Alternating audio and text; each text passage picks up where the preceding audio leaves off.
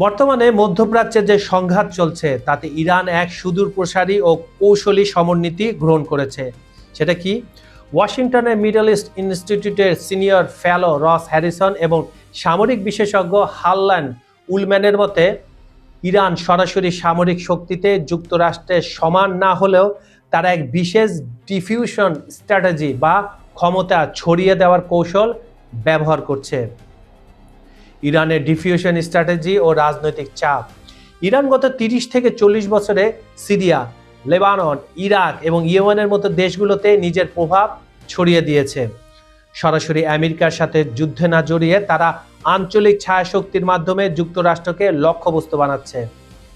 তেলের রাজনীতি। Iran Hormuz প্রণালীতে অস্থিরতা তৈরি করে বিশ্ববাজারে তেলের দাম বাড়িয়ে দিচ্ছে। আর রাজনৈতিক লক্ষ্য, তাদের মূল উদ্দেশ্য হলো আমেরিকার উপর এমন রাজনৈতিক চাপ তৈরি করা যাতে ডোনাল্ড ট্রাম্প প্রশাসন পিছু হটতে বাধ্য হয়।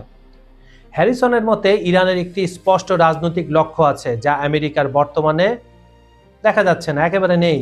সাবেক নৌ কর্মকর্তা হার্লেন উলম্যান এক ঐতিহাসিক সত্য তুলে ধরেছেন। তার মতে ভিয়েতনাম, আফগানিস্তান বা দ্বিতীয় ইরাক যুদ্ধে আমেরিকা প্রতিটি খণ্ডযুদ্ধে জিতলেও শেষ পর্যন্ত যুদ্ধ হেরেছে। ইরান এখন সেই পথেই হাঁটছে। আমেরিকার কাছে সব ঘড়ি থাকতে পারে, কিন্তু সময় আছে আমাদের হাতে। আফগানিদের এই দর্শনই ইরান যুদ্ধ চালিয়ে যাচ্ছে।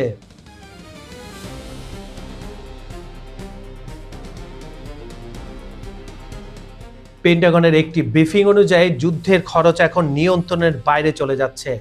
অর্থনৈতিক ব্যয়। যুদ্ধের প্রথম ১৬ দিনেই ইন্টারসেপ্টর ও প্রতিরক্ষা খাতে খরচ হয়েছে প্রায় $২৬ বিলিয়ন। ক্ষেপণাস্ত্রের খরচ। আমেরিকা এ পর্যন্ত ৮৫০টিরও বেশি টমাহক মিসাইল ছুড়েছে, যার প্রতিটির দাম $৩.৬ মিলিয়ন। মোট $৩ বিলিয়ন খরচ হয়েছে শুধুমাত্র এই একটি অস্ত্রে। প্রাণহানি। এখন পর্যন্ত অন্তত ১৩ জন মার্কিন সেনা নিহত এবং ৩০০ জনের বেশি আহত হয়েছে। ইউএসএস ফোর্ড রণতরী অগ্নিকাণ্ডের ঘটনা নৌবাহিনীর মনোবল নিয়ে প্রশ্ন তুলেছে, যদিও মৃতের সংখ্যা তারা লুকোচ্ছে। ডোনাল্ড ট্রাম্পের সামনে কঠিন বিকল্প। বিশ্লেষকদের মতে মার্কিন প্রেসিডেন্টের সামনে এখন দুটি পথ খোলা, যার কোনোটি সুখকর কিন্তু নয়। পিছু হটা, যুদ্ধের ময়দান ছেড়ে চলে আসা এবং রাজনৈতিকভাবে পরাজয় স্বীকার করা, উত্তেজনা বাড়ানো, আরও সেনা মোতায়েন করা যা পরিস্থিতিকে আরও ভয়াবহ করে তুলবে। এই উলমান সতর্ক করেছেন ইরানের কাছে একটি তুরুপের তাস রয়েছে, ডেসালিনেশন প্লান্ট বা পানি শোধনাগার। পারস্য উপসাগরের দেশগুলোর 95% বিশুদ্ধ পানি আসে এই প্লান্টগুলো থেকে। ইরান যদি এগুলো ধ্বংস করে দেয় তবে পুরো অঞ্চলে এক অভাবনীয় মানবিক বিপর্যয় নেমে আসবে, যা কোনো গণবিধ্বংসী অস্ত্রের চেয়ে কম নয়।